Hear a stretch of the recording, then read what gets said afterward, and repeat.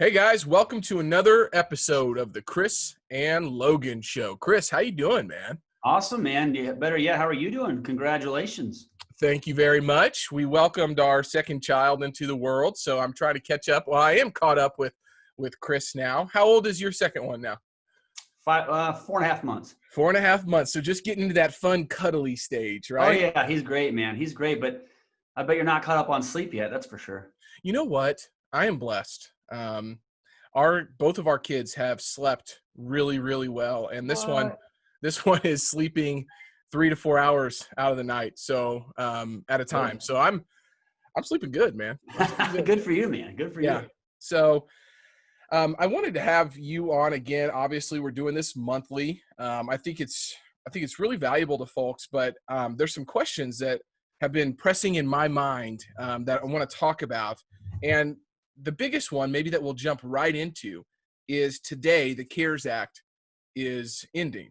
And so obviously the CARES Act is the act that the government passed, allows folks with unemployment benefits, but not only that, it provided grants and to businesses. Yeah. And what's your take on, the government getting a new bill passed? I think it's maybe the what is it called? Is it the HEROES Act, or is it a different one that's going to be passed? If I'm not mistaken, they've been working on a couple of different names, but to be honest, I haven't followed the trend of the second one because there's so many different positions on that, and as the politicians typically do, they're trying to, kind of team up different non-related or unrelated items as negotiations. But Yep. I mean, I certainly think it's something something has to happen. I don't know what it's going to be, but I find it hard to believe they're just going to go cold turkey. Right. Yeah. I put a post up on LinkedIn, and I was asking some folks, will people pay rent in August? And we got some really great results, and folks that mentioned some things that maybe I wasn't even thinking about. And so I wanted to talk about that because Spencer Gray is a gentleman with 8,800 units under management, and he is a guy that I look to kind of dive into the macroeconomic trends a little bit. And he has a great newsletter. He's a good buddy of mine. But his thoughts were that the vast majority will pay. There will be an extension of unemployment benefits. The question remains how much. Yep. And not to mention, this was the point that I really wanted to fact. 90%, give or take, of the workforce is still employed, right? I mean, we have to remember that. And, from the unemployment benefits standpoint, I think folks were making more, potentially some folks were making more than they were working. And if those jobs are back and open up, then, maybe there is the ability for folks to still pay rent. So I think it's going to affect certain asset classes differently. But our portfolio is doing wonderful right now. And so we'll keep an eye on that. How's occupancy and collections going for you guys? Yeah, I mean, we're still in the 90s. Every once in a while we have someone who's struggled a little bit, and we've worked with them, and we haven't had, I think out of our entire portfolio, I think we've evicted one person, and this was somebody one person, that's not bad. Yeah, that's not bad. For a while we weren't allowed to. Sure. This is an individual that's had issues paying for months upon months. So it had nothing to do necessarily with just the COVID situation. So yeah, our asset class isn't being affected. I think you hit on the head though. It's the type of asset class you choose. And as long as you take care of them, they'll take care of you. I've mentioned this before, but like we're giving out coupons and guiding our tenants to local grocery and restaurants, and so that the local business is propped up, but at the same time, our tenants are now getting access to less expensive food, and everyone's happy, and it shows that we care. And yes, that obviously helps them pay their rent, but yeah, I think we're all going to be okay, man. Look, those are my hopes, and right now I don't see a reason why that wouldn't be. Sure. Well, one of the things too that's been interesting is a lot of folks have started to scream from the high heavens about the devaluation of the dollar. And I think that we're seeing, investors, their sentiment and their actions are following that, right? The gold prices have surged. Folks are really interested in hedging against inflation, and commercial real estate offers a great hedge against inflation. And one of the quotes that I posted this morning I'm loving right now is from Charles Darwin. And it's debatable if he actually said this or not, but we're going to attribute to him. It's not the strongest of the species that survives, nor the most intelligent.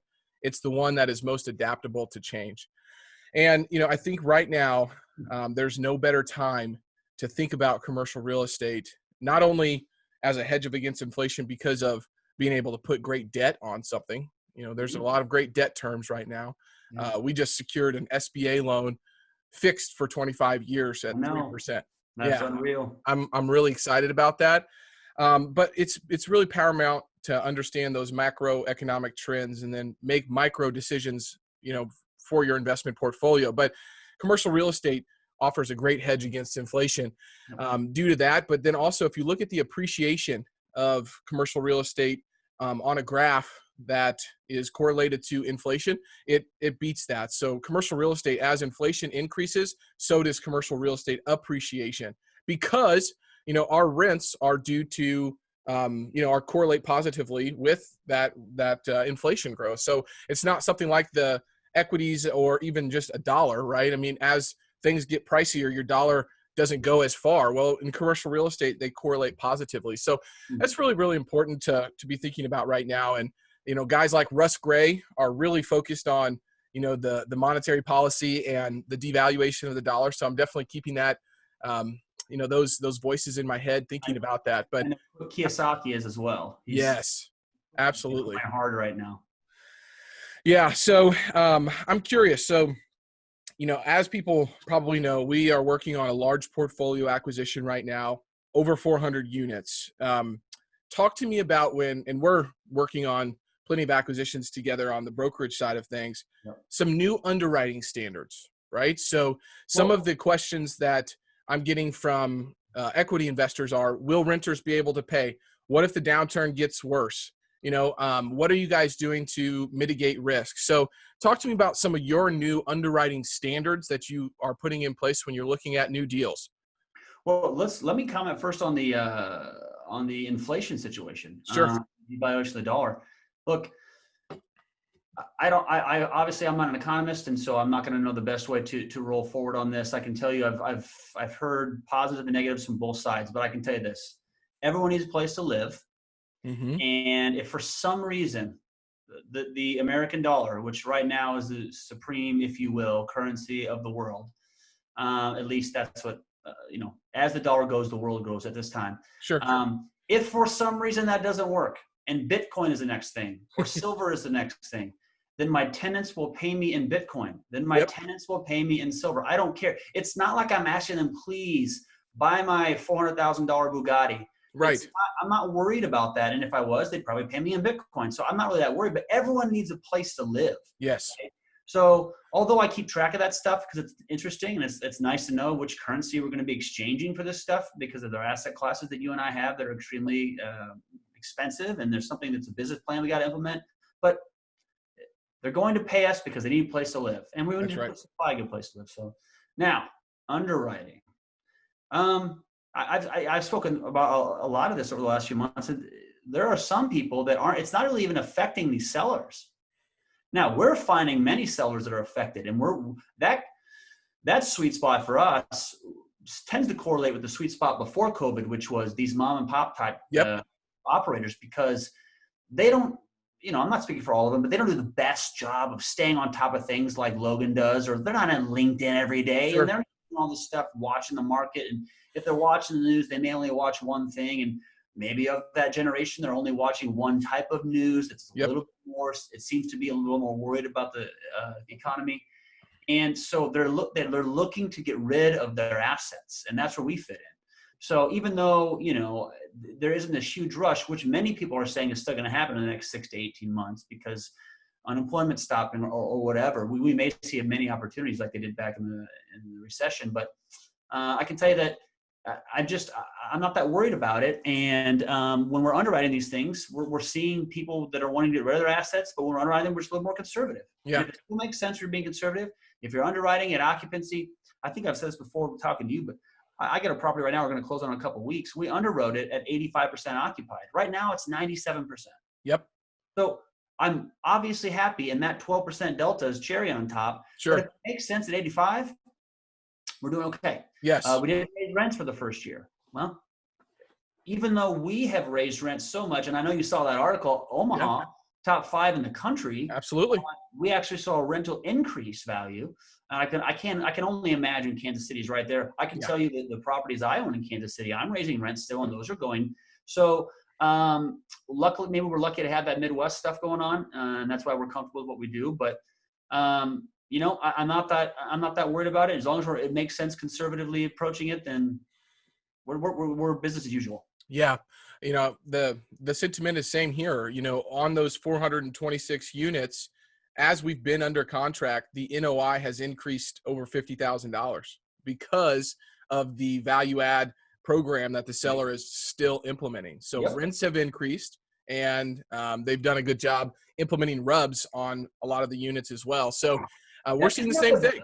Isn't the best? You're buying an asset and they're making it better for you before you even close. Yes, and because of COVID, we really believe that across those 400 plus units, we were between, you know, $3,000 to $5,000 per unit under market value, which, you know, having that baked in, like you said, is kind of that cherry on top. So, well, exciting about you closing a deal. Is that the Sioux Falls deal? Yeah, man, it's All right. finally coming to fruition. That's awesome, man. That's great. Talk to me about the debt that you guys secured on that deal. Local stuff. We're seeing a lot of aggressiveness out of the local banks. I mean, we have great relationships with our banks here in Omaha, and I would imagine it doesn't really matter where you're at as long as you have a good relationship with the local bank. But I mean, I have a bank right now in Omaha here that Dundee Bank actually is their name, and they won't go outside of the immediate area. I'm refinancing property extremely easy at lower interest rates that I just without even appraisals. Yeah, that's incredible, man. Just doing rate refinances. Just super easy like that. And the debt on the Sioux Falls deal is a local bank here, Exchange Bank. And if the reason you got to do some of these local banks is, first off, Exchange is easy to work with. Yep. But right now the agency debt's really tough to make sense on the purchase side. The refinance side, I'm okay with locking in something long term. I don't like the reserves still. I keep getting talk from my guy at CBRE that those reserves will go down very soon. It doesn't make sense up front.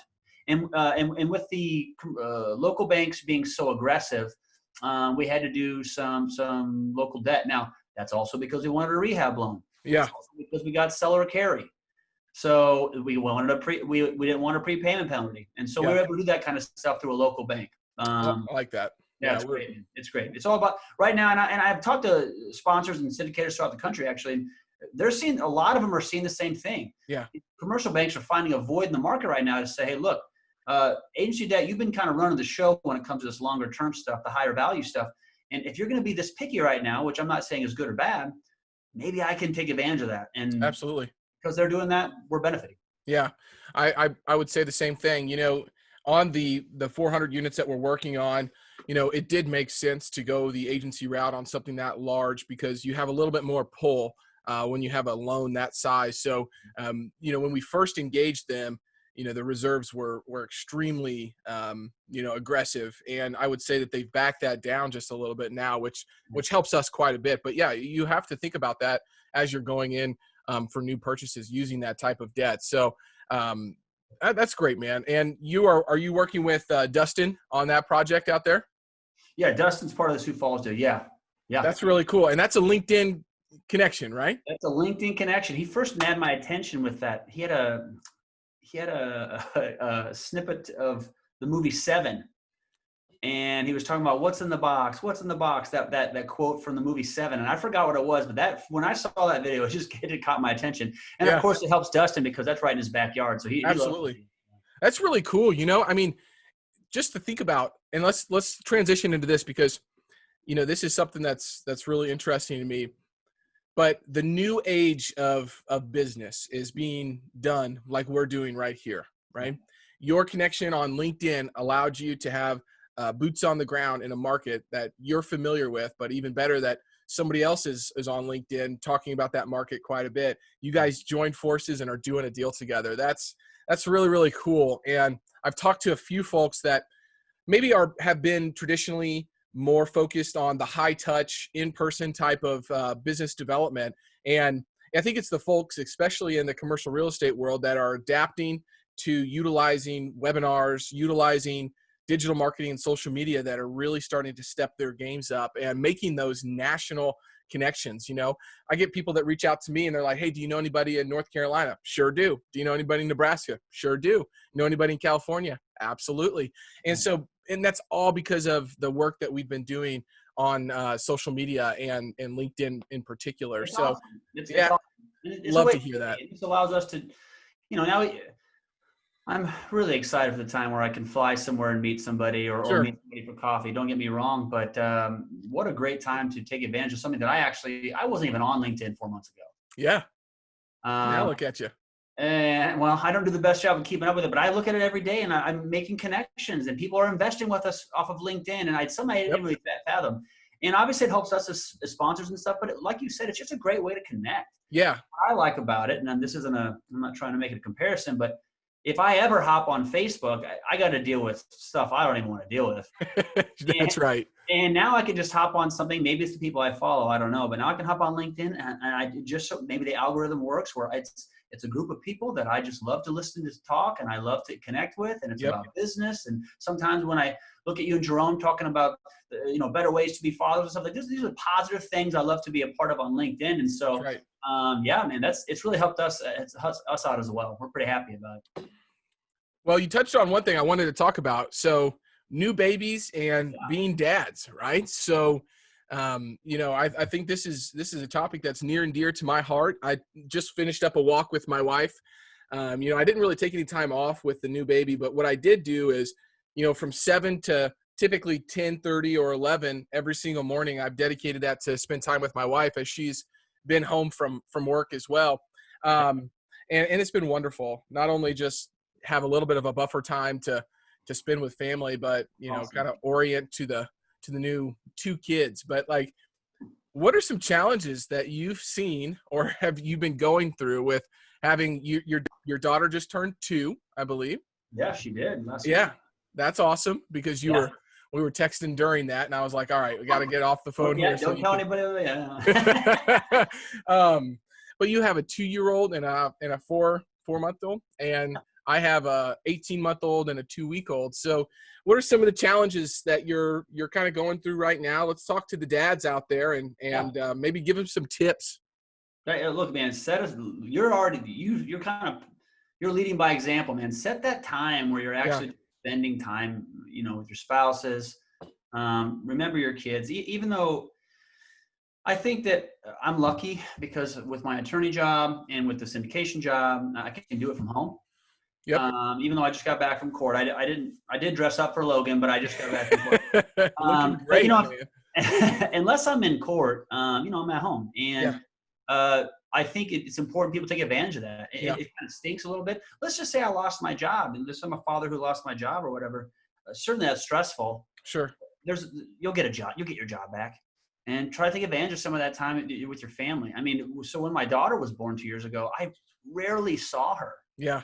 I'd leave at 5 a.m. I'd get back at 6 p.m. or 5:30 p.m. and I'd see her just before she went to bed. And now I get to see her 10 times a day. Yeah. Just filling up my water glass, I get to see her. So I think that's a great opportunity. And it sounds like you're already doing a good job of that. And I would say that if you're motivated like us, it's easy to get tunnel vision about these things you have to do and these boxes you have to check. And there's a reason that, there's a reason that we're successful is because we set those goals and we try to accomplish them. But at the same time, one of those goals needs to be putting your family first. And so if you need to, which I've actually started doing, I love looking at your calendar, and my calendar is the same way. There's rarely a space there. Yeah, that's for sure.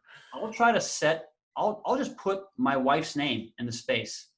And it doesn't matter what it's going to be. It just means I'm not scheduling anything during that time. That's right. You leaving the room and spending a half hour, going on a walk in the morning, like you said. So I think that's the most important thing. It sounds like you're already doing it. It's so important. I think so many hard-charging entrepreneurs and just business people, they get successful in the business world, and success begets more success. And it's this, everybody talks about the golden handcuffs in the corporate world.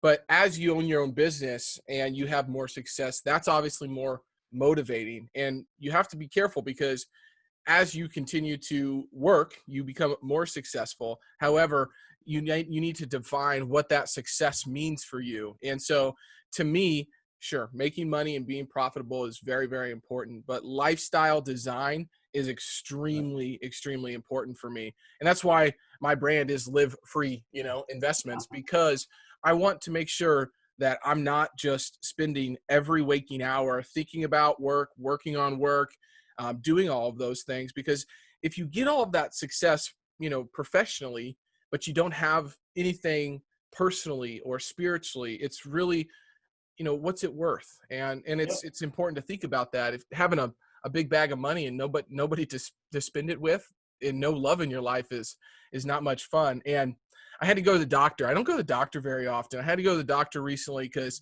I have this is kind of you were all cut and swole, right? Is that why you this is actually pretty embarrassing, but I have what's called what is called hearing aid ear. And let me tell you this. So this is work induced because I have small ear canals, but I produce a lot of wax. And again, this is embarrassing, but once a year I get hearing aid ear because I have these little headphones in my ears, literally 8 to 10 hours out of the day talking on the phone. And as that happens, it keeps getting compacted. Anyways, I'm getting that figured out. But when I was in there, they were like, hey, do you have a track record of high blood pressure? And I'm like, no, not really. They're like, well, it's really high. You're going to need to come back in 10 days so we can measure that. And over the last 2 weeks, I felt my heart beating a lot, not only with having my second child, but a lot of stuff going on with work, COVID, and, making sure that my family stays safe with everybody that wants to meet the new baby and all of those things. And so I was like, wow, I need to take a step back and be like, hey, where's some self-love for me, and make sure that I can keep that blood pressure down. I'm young, man. I'm healthy. They're like, you're super healthy. You're a young guy. You're doing good, but you gotta manage this stress a little bit. And then just running through it all the time doesn't always mean that that's the best way. And that's kind of my mentality. So trying to take a step back, think about how I can woo-saw, throughout the day, just a little bit. Yeah. We all could do that. What'd they tell you about the earbuds? Did they say you should get away from it? No, they said there's nothing you can do other than put olive oil in your ear once a week, every single week for the rest of your life to make sure. Do they have an issue with the AirPods or anything? No, but they did say when they started, when earphones changed from the over the ear to in the ear, that ear infections and problems went through the roof. So really it's just trying to be preventative, but it might happen. So, I mean, you got to keep them clean, obviously, because it's a foreign object going into your body. But so I'm on eardrops and antibiotics now for that. But, maybe it was God's way of saying, hey, you need to slow down just a little bit too. And I'm like, okay, well, I've got 5 projects to race for. There's no really slowing down, going on right now. I know, but a big part is health, right? I mean, one of my favorite, quotes about health is, when you have your health, you have 1,000 goals and dreams. But when you don't have your health, you only have one. Yeah. And it's obviously to get your health. So I know are you still rocking and rolling on the CrossFit? I am, man. I am. Yeah, I'm actually pretty sore today. I did some of my handstand push-ups yesterday.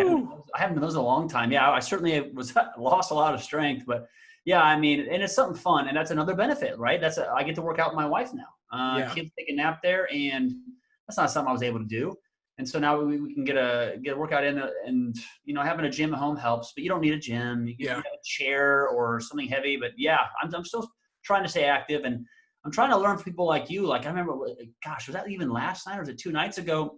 I'm texting you a bunch of questions like at 7 or 8 at night, and I'm not getting an answer. And I had to look at myself and be like, dude, would you want to deal with all this right now? Like, sometimes it's just important to turn off. Unless there's a fire somewhere. Yeah.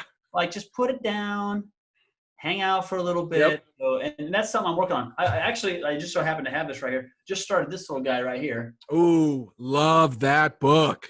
Love it, man. Love it. And I love how you can just chop it up into days.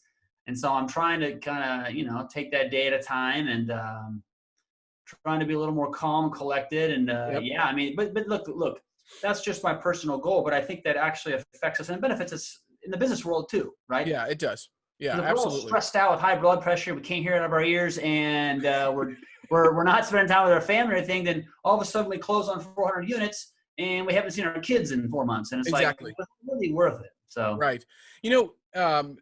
Stoicism is so important, not only just in life, but in professional life. But I'm really curious to continue to dive into this coined term that Robin Dreek talked to us about on Monday, which is stimpathy, stoicism, and empathy. yeah. And I'm curious. I'm still trying to figure out what that means all the time.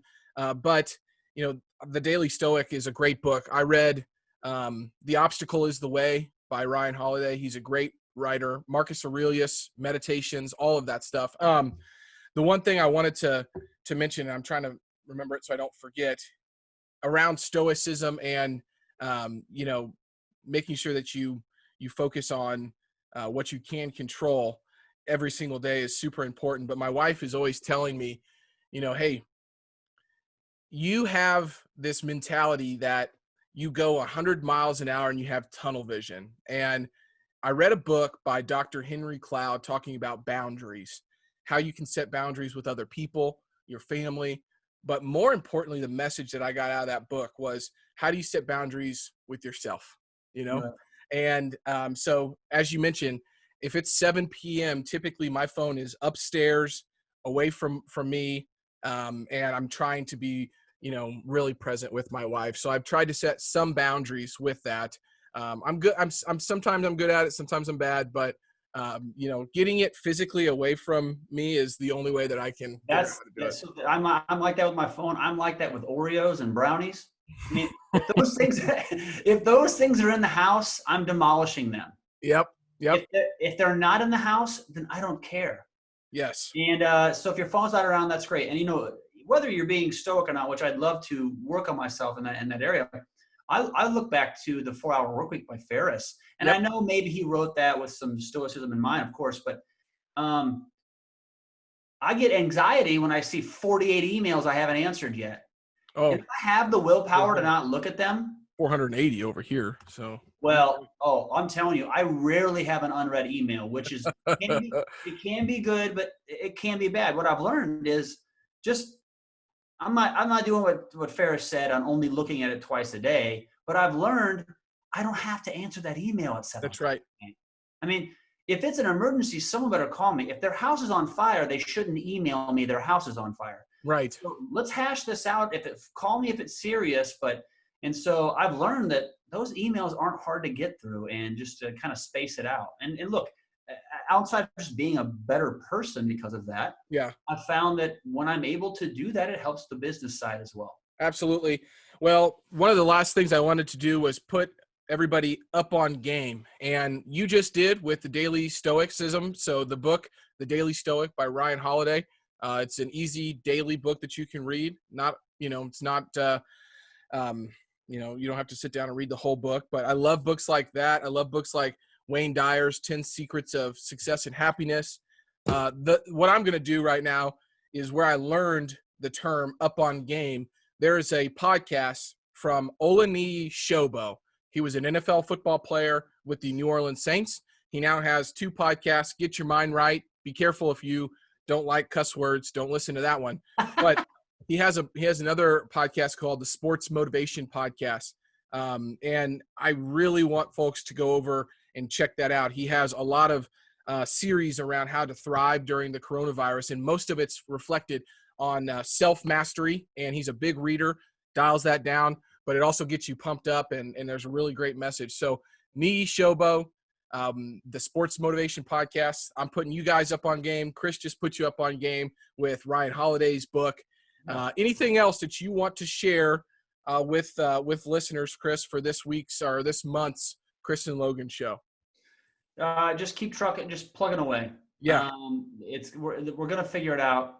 If for some reason you feel as though right now during this pandemic your syndication or real estate investment or whatever your business is a little off, and you're a little worried, reach out to somebody. If there's something like LinkedIn, talk to somebody who's a little more experienced than you. Don't be afraid to ask those questions, because most people won't mind sharing what their experience is without anything given back. That's right. And it'll help kind of make you feel a little more comfortable and move forward. So I think just embrace it. There's a phrase called "embrace the suck," which we used to say all the time in the military. Oh yeah. It's like, you know what?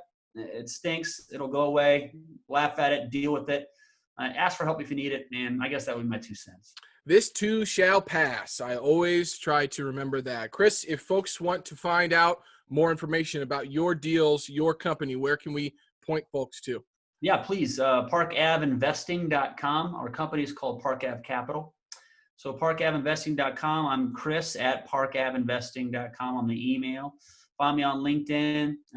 Happy to talk to anybody. Awesome. Chris, thanks again for being here, man. This is super helpful, not only for me, but the last one we got a lot of great feedback for. So thanks for committing to doing this monthly with me, and I really appreciate it. Yeah, man. Good talking to you as always. You as well, brother. Talk to you tomorrow. Okay. Talk to you later today, I'm sure. All right, guys. Have a good one.